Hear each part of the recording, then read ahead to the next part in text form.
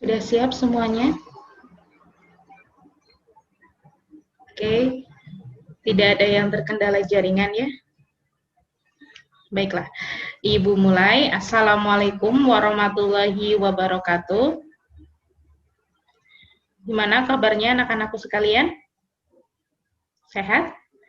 Atau gini, Ibu pertanyaannya ganti. Gimana perasaan kalian hari ini? Nah, kalau perasaan ada, pasti jawabannya beragam. Kalau tadi kan ditanya, gimana kabar kalian? Jawabannya ada yang baik, tidak baik. Tapi kalau ditanya, gimana perasaan kalian hari ini? Pasti rasanya kayak bingung gitu mau jawab apa ya. Oke, perasaan kalian pasti ada yang happy, ada yang seneng, ada yang sedang sedih, ada yang sedang lapar. Gitu. Jadi kalau ditanya perasaan, mungkin jawaban kalian lebih beragam daripada ditanyakan gimana kabarnya. Pasti jawabannya cuma baik dan tidak baik. Begitu. Tapi mudah-mudahan hari ini semuanya sehat, semuanya dalam keadaan yang baik, semuanya dalam keadaan yang bahagia, gitu ya. Oke, ada yang tidak masuk? Coba Ibu cek di partisipan. Ya, alhamdulillah sudah masuk semuanya ya. Baik, kalau begitu sudah siap untuk pembelajaran IPS hari ini? Coba, sudah siap semuanya? Kameranya oke, on semua, bagus. Kalau sudah siap silakan diangkat jempolnya seperti ini. Oke, bagus sekali. Tepuk tangan untuk kita semua. Baiklah, untuk mengawali kegiatan pembelajaran, silakan untuk dipimpin berdoa oleh Mas Cahya Panggalih, Ketua Kelas, silakan. Oke.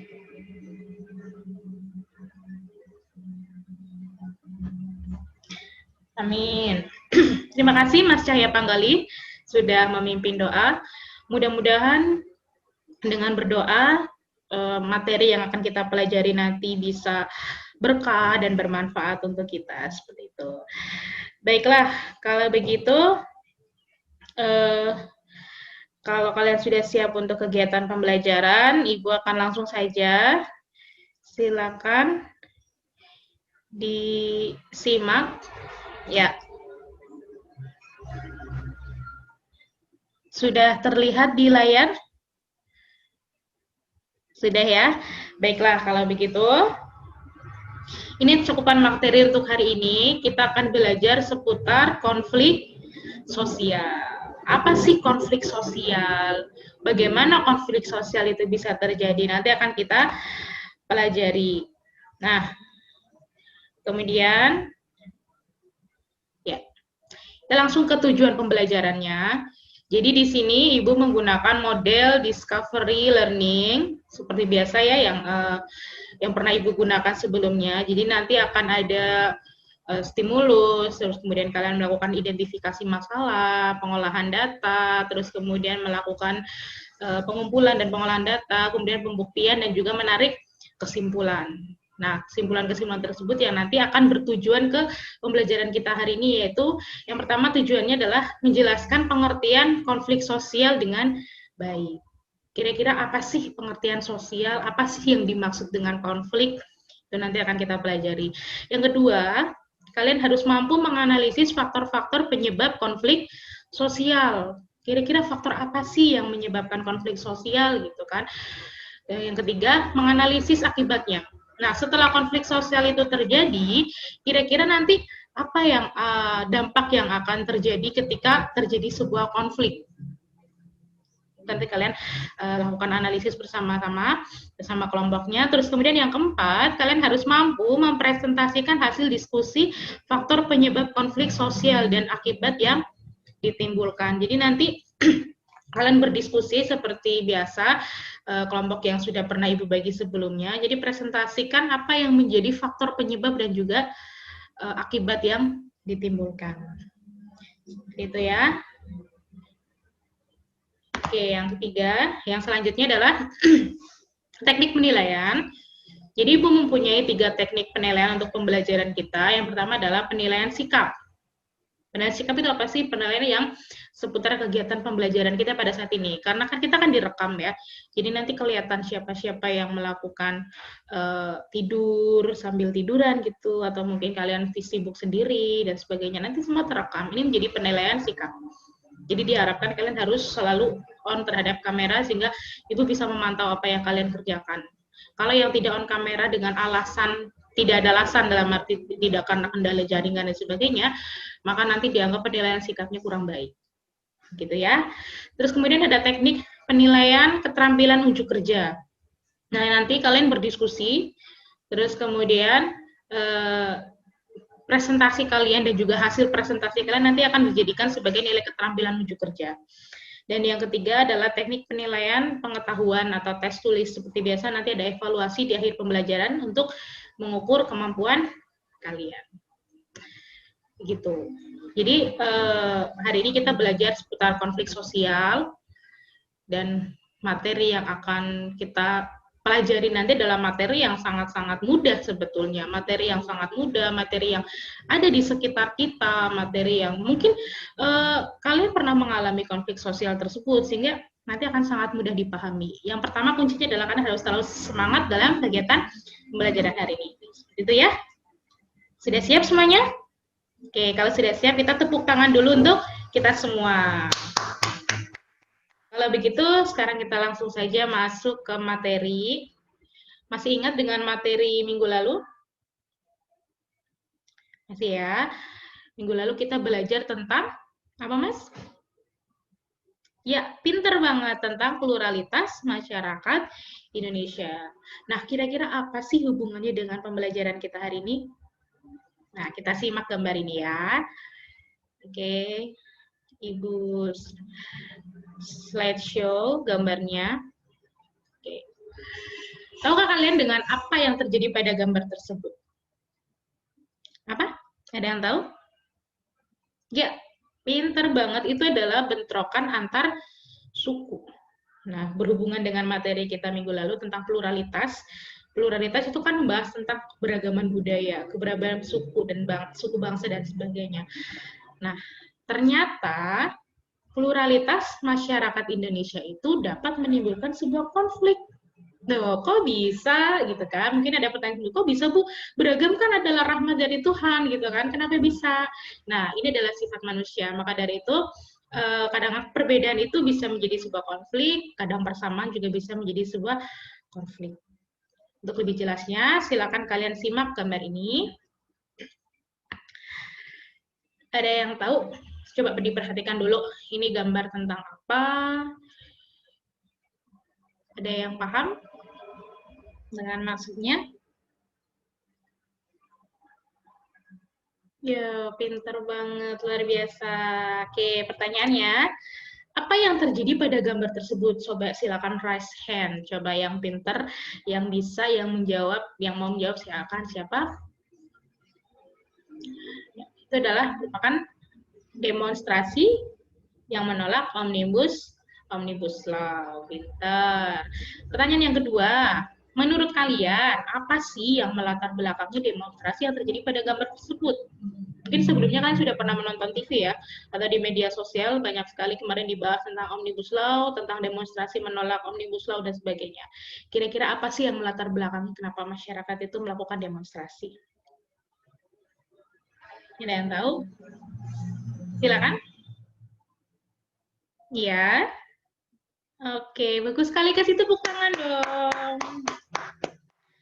Oke, kembali lagi ya ke Omnibus Law.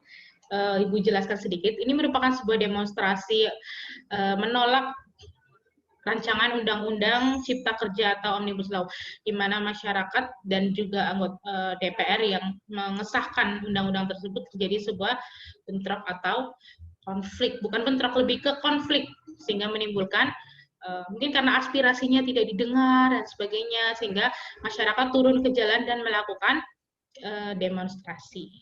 Seperti itu ya. Nanti kisahnya seperti apa bisa kalian cari tahu lagi di internet. Apa sih yang terjadi dengan Omnibus Law?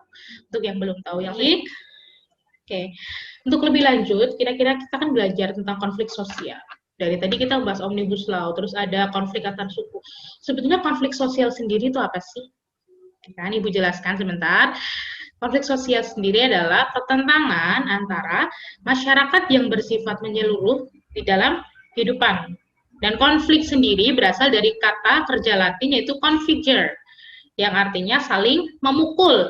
Nah, secara sosiologi, konflik diartikan sebagai suatu proses sosial antara dua orang atau lebih, di mana salah satu pihak berusaha yang ingin menyingkirkan pihak lain dengan menghancurkan. Jadi ini yang disebut dengan konflik. Adanya pertentangan antara dua orang atau lebih. Nah, kira-kira siapa saja sih yang dapat terlibat dalam sebuah konflik? Kira-kira siapa yo? Ada yang tahu? Oke, pintar sekali. Yang bisa atau siapa saja orang yang terlibat dalam konflik ya semua orang.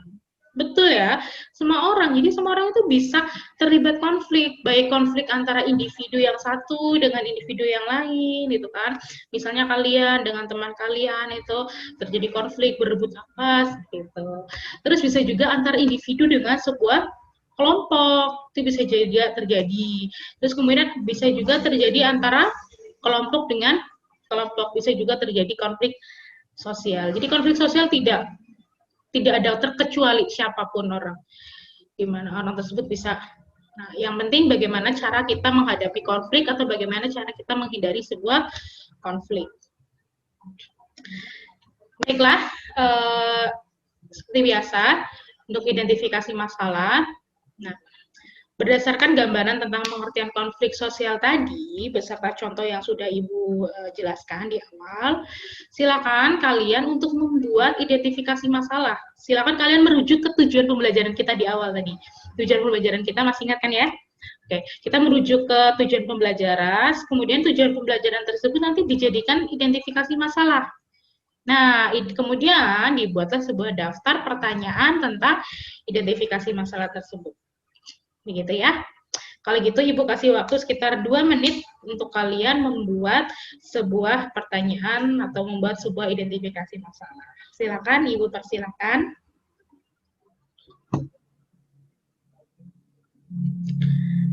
Oke. Sudah? Bagaimana? Sudah selesai? Oke, kalau begitu silakan untuk di raise hand siapa yang mau membuat identifikasi masalah, terus nanti Ibu catat dan Ibu tampilkan hasilnya di layar. Silakan Mas, siapa yang pertama? Oke, Ibu catat ya.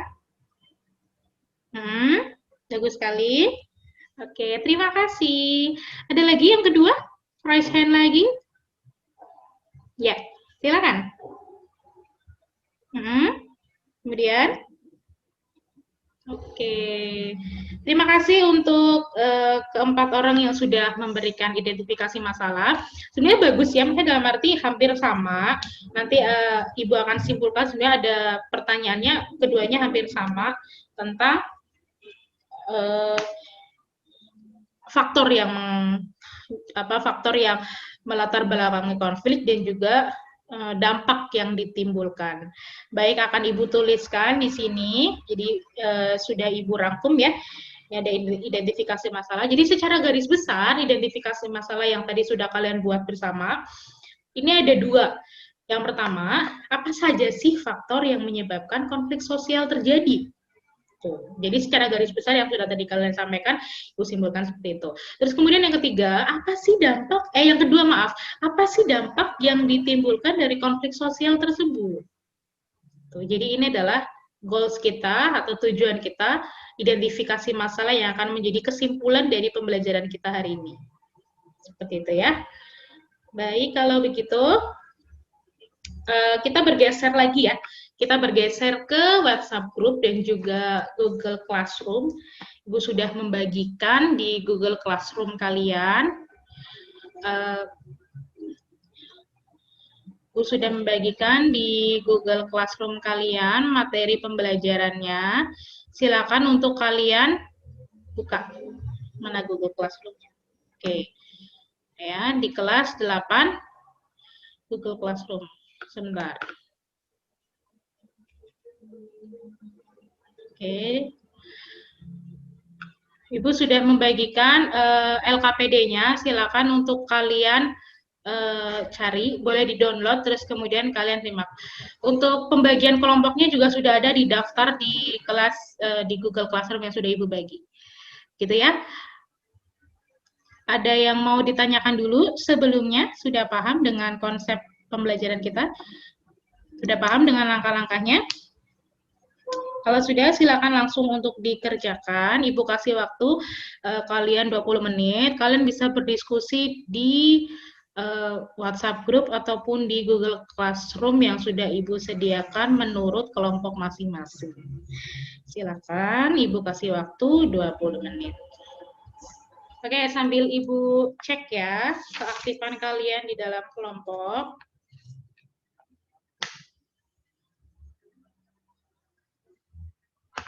Oke, sudah selesai?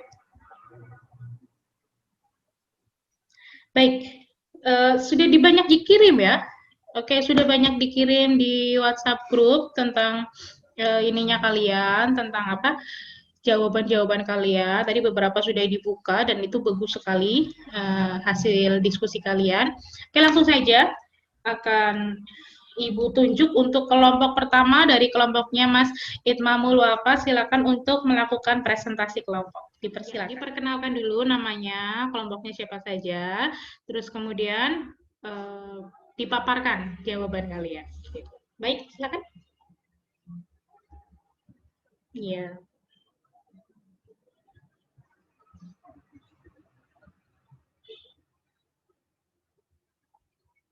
Oke, silakan kasih tepuk tangan untuk kelompok Mas Ismail Muwafa yang sudah memberikan presentasinya, sudah bagus sekali. Silakan Mas Itmam untuk memberikan kesempatan pada teman-temannya untuk memberikan pendapat atau mungkin menyampaikan pertanyaan. Siapa yang bertanya namanya Mas? Ibu catat? Ya, oke. Silakan pertanyaannya. Ya. Itu pertanyaannya, silakan untuk didiskusikan oleh kelompoknya Mas Itmamul Wafa. Oh, bagus sekali. Kasih tepuk tangan lagi. Ya, sudah sangat bagus ya. Baiklah, itu untuk kelompok yang pertama. Silakan untuk kelompok kedua untuk memaparkan jawaban kelompoknya Mas Fadlila Winar. Sudah bagus ya. Tidak kalah kerennya tadi dengan kelompok yang pertama. Lah, semangatnya luar biasa sekali ya untuk kelas ini. Sebelum kita lanjut, adakah yang mau ditanyakan dulu? Tidak ada. Kalau gitu, akan kita simpulkan bersama ya dari tadi yang sudah disampaikan. Ibu kasih sampel contoh yang pertama. Di sini ada Bobby dan Vina merupakan saudara kandung. Keduanya tengah menonton TV bersama. Namun terjadi pertengkaran dikarenakan Vina ingin menonton acara musik, sedangkan Bobby memilih untuk menonton acara petualangan. Nah, keduanya itu berebut remote hingga ibu datang dan melerai. Konflik yang melatar belakangi Bobby dan Vina adalah, yang juga berikan penjelasan. Tadi sudah disampaikan oleh kalian, dari kelompok kalian, bagus sekali, bahwa salah satu yang membuat sebuah konflik di antara Vina dengan Bobby di sini adalah karena perbedaan kesenangan. Tadi ya sudah disampaikan. Yang satu suka musik, yang satu suka petualangan. Jadi ada perbedaan hobi gitu. Nah, sekarang kita langsung ke faktor-faktor yang menyebabkan konflik. Ternyata dari ilustrasi tadi antara Bobby dengan Vina itu merupakan faktor yang disebabkan karena perbedaan individu. Seperti yang kita tahu bahwa di dalam keluarga sekalipun, satu keluarga sekalipun pasti memiliki kesukaan yang berbeda-beda. Ada yang suka makanan ini, ada yang suka makanan itu, ada yang suka acara ini, ada yang suka acara itu, bahkan sifatnya juga berbeda. Ada yang lebih penyabar, ada yang lebih pemarah, dan sebagainya. Jadi tidak ada manusia di bumi ini yang memiliki karakteristik yang sama. Sekalipun itu adalah saudara kembar. tetap memiliki perbedaan karakter ataupun perbedaan sifat dan sebagainya. Terus faktor yang kedua adalah perbedaan latar belakang kebudayaan. Berarti kita kembali lagi ke materi yang pertama tentang pluralitas sosial ya, di mana kalian belajar minggu lalu kita belajar tentang pluralitas, ternyata perbedaan latar belakang kebudayaan itu bisa menyebabkan sebuah konflik. Dan yang ketiga, faktor ketiga adalah perbedaan kepentingan. Nah, ini tadi juga sudah diberikan contoh sama kalian perbedaan kepentingan, misalnya antara anggota DPR dengan para buruh dengan kepentingan masing-masing sehingga terlibatlah sebuah konflik seperti itu ya. Terus kemudian yang selanjutnya, nah yang keempat ini adalah perubahan nilai yang cepat. Tanpa kita sadari kita baru saja mengalami ini. Pada saat kita mengalami pandemi COVID, awal-awal kita mengalami pandemi COVID, kemudian terjadi banyak perubahan dari pola hidup kita yang biasanya kita nggak pernah pakai masker di luar ruangan, dan di situ ya kita seolah-olah kayak harus diwajibkan untuk menggunakan masker untuk menjaga kesehatan. Ini menimbulkan konflik untuk kita. Ada beberapa orang yang udahlah nggak usah pakai masker di luar ruangan, tapi ketika dinasihati oleh orang lain marah dan sebagainya, sehingga terjadi sebuah konflik. Ini merupakan contoh dari perubahan nilai-nilai yang sangat cepat seperti itu. Gitu ya. Ada yang bisa memberikan contoh lain? Nah, pinter banget. Contoh yang lain misalnya adalah kegiatan pembelajaran. Ya kan, biasanya kita belajar tatap muka, tapi harus daring seperti ini. Itu juga menimbulkan konflik di masyarakat, terutama untuk masyarakat menengah ke bawah yang handphone tidak ada, smartphone ya, terutama smartphone tidak ada, terus tidak punya laptop, terus juga terkendala dengan jaringan dan sebagainya, itu akan menimbulkan sebuah konflik tersendiri. Jadi perubahan nilai-nilai yang cepat juga bisa menimbulkan sebuah konflik. Nah, sekarang akibat dari sebuah konflik. Ini ada 4 akibat, kurang lebih ya, tapi masih bisa kalian cari lagi di buku atau di internet. Nah, untuk akibat-akibat konflik, yang pertama, kalau tadi kalian melihat LKPD yang sudah kalian kerjakan, di situ ada sebuah contoh di mana antara Inggris dengan Indonesia pada sejarah 10 November, itu diawali dengan kedatangan Inggris ke tanah Surabaya terutama. Nah, di sana terjadilah sebuah konflik masyarakat daerah dengan masyarakat daerah Surabaya dan juga Inggris pada saat meninggalnya Jenderal AWS Malabi. Di situ terjadi sebuah konflik dan sebagainya. Terus kemudian dampaknya apa untuk masyarakat Indonesia, terutama masyarakat Surabaya? Ternyata konflik tersebut itu meningkatkan solidaritas antar sesama anggota kelompok, yaitu antar masyarakat Surabaya. Jadi di situ masyarakat Surabaya tanpa mengenal ras, tanpa mengenal kedudukan, tanpa mengenal agama, mereka bersatu padu untuk melawan penjajah. Jadi ada satu tujuan utama yang ingin mereka tempuh, yaitu untuk mempertahankan kemerdekaan Indonesia. Jadi konflik sosial di satu sisi itu memiliki sebuah dampak positif, tapi meskipun banyak dampak negatif, tapi kalau kita lebih memperhatikan lagi, kita harus melihat dari dua sisi ya. Itu ternyata bisa menimbulkan sebuah solidaritas, meningkatkan solidaritas sesama anggota kelompok.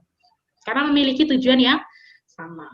Nah, yang kedua, akibat konflik sosial yang kedua adalah retaknya hubungan individu. Tadi sudah dicontohkan antara siapa tadi yang sudah dicontohkan oleh kelompok yang berapa ya, Ibu lupa, mohon maaf, itu antara kakak dengan adik yang berebut harta warisan. Wah, menakutkan sekali ya, sampai putus hubungan silaturahmi. Itu jangan sampai ya. Yang ketiga, akibat ketiga adalah terjadinya perubahan kepribadian para individu. Jadi terkadang karena konflik sosial tersebut, individu mengalami perubahan kepribadian. Seperti itu.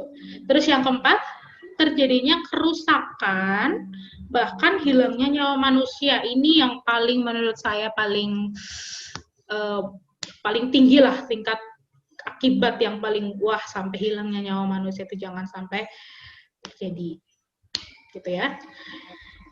Oke, kalau begitu ada yang mau ditanyakan lagi? Kalau tidak ada yang mau ditanyakan, silakan untuk kita simpulkan bersama-sama apa yang sudah kita pelajari hari ini.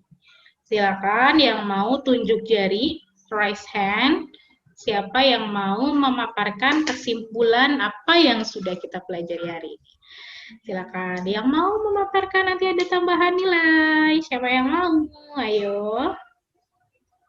Oke. Silakan Mas Halilintar, boleh disimpulkan. Ya. Oke, kasih tepuk tangan. Bagus sekali ya kesimpulannya. Jadi seperti yang tadi dikatakan oleh Mas Halilintar, kita hari ini belajar tentang 3. Yang pertama pengertian konflik yang sudah dijelaskan di awal. Yang kedua kita sudah belajar tentang faktor-faktor yang menyebabkan konflik sosial. Dan yang ketiga, kita sudah belajar tentang dampak dari konflik sosial. Seperti itu ya. Bagus sekali. Nah, sekarang Ibu akan meminta kalian untuk Ibu minta kalian untuk melakukan evaluasi. Kita bergeser lagi ya ke Google Classroom. Nah, oke, sudah. Di Google Classroom Ibu sudah membuat soal evaluasi. Silakan kalian klik saja soal evaluasinya. Itu ada Google Form. Ibu kasih waktu kalian 10 menit untuk mengerjakan. Gitu ya. Kalau sudah, nanti kita langsung lanjut ke penutup. Silakan. Oke, sudah? Wah, sudah selesai semua. Cepet ya. Kalau gitu, kita akan melakukan sebuah refleksi pembelajaran. Jadi tadi sudah kegiatan pembelajaran, sudah presentasi, sudah menarik kesimpulan, terus kemudian kalian membuat sebuah refleksi. Apa saja sih manfaat dari belajar hari ini? Apa sih manfaat kita melakukan pembelajaran tentang konflik sosial untuk kehidupan kita di dalam sehari-hari? Ada yang bisa? Silakan. Ya, betul sekali. Jadi salah satu manfaat dari kita belajar tentang materi konflik sosial adalah bukan kita untuk melakukan konflik, bukan, tapi lebih ke bagaimana caranya kita menghindari konflik, gitu ya. Gimana caranya kita untuk menghindari konflik? Kalau misalnya masih bisa dibicarakan dengan baik-baik, masih bisa dilakukan dengan cara bermusyawarah dan sebagainya, sebisa mungkin untuk jangan sampai terjadi sebuah konflik. Tapi kalau misalnya mau tidak mau konflik tersebut harus ada, bagaimana cara kita menyikapinya? Apakah harus dengan kekerasan? Apakah harus dengan berpikir secara jernih? Atau kita bisa bisa membicarakannya dulu. Jadi ada preventif, ada juga represif. Ada yang sebelum, ada yang sesudah. Bagaimana cara kita untuk lebih ke lebih bagaimana menghadapi konflik baik sebelum dan sesudah. Tuh, sudah bagus sekali untuk refleksi yang dilakukannya. Terima kasih. Ibu bangga sekali dengan semangat kalian, meskipun kita masih pembelajaran jarak jauh seperti ini, tapi semangat kalian yang begitu luar biasa. Mudah-mudahan lelah kalian akan menjadi lilah. Seperti itu ya, karena orang-orang yang soleh, orang-orang yang mencari ilmu itu akan tidak ada ruginya kita belajar, tidak ada ruginya kita lelah dalam menuntut ilmu. Nah, untuk pertemuan berikutnya kita akan belajar tentang integrasi sosial. Jadi ini nanti lanjutan dari materi konflik. Silakan kalian sebelum pembelajaran kalian baca dulu buku paket ya. Kemarin halaman 124 ya di buku paket. Silakan kalian baca biar besok kalau pembelajaran kalian sudah sebagian besar sudah paham dengan materi yang akan kita lanjutkan. Gitu ya. Untuk mengakhiri kegiatan pembelajaran, Silakan untuk dipimpin doa oleh Mas Cahya Panggali. Silakan.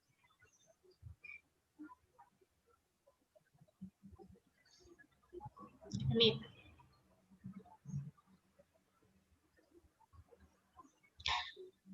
Amin.